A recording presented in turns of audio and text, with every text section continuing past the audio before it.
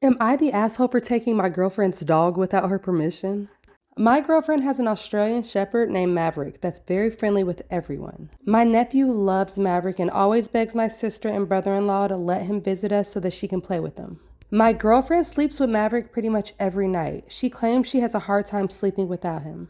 My nephew was recently diagnosed with epilepsy and has several seizures a day. He's been trying different drugs to see which would work. He was supposed to come over and visit us last week, but my sister didn't want him to travel in case he had another seizure. At that point, I had a few days off of work, and I asked my girlfriend if I could take her dog and drive the 4 hours to visit him and surprise him with Maverick. I already checked with my sister, who said that he would be so happy because he's been really sad that he's been missing school and missing seeing his friends due to his health problems.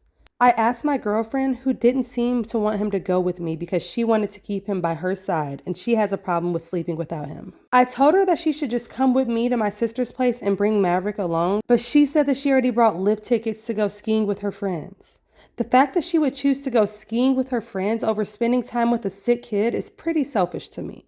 I took Maverick with me to visit my sister and left my girlfriend a message saying that he's fine and will be back the next day. She called me screaming at me to bring him back immediately, and I told her that I was already halfway there. I told her to calm down because I was going to be bringing him back tomorrow. She didn't say another word, and when we got to my sister's place, my nephew was so happy and spent the evening cuddling Maverick. I brought him home the next day just like I said I would, but she already had her bags packed and immediately loaded Maverick in her car and drove off. I know she's mad at me, but I think she is really overreacting about spending one night away from her dog. It's been a few days now and she's been ignoring my texts and calls, so am I the asshole?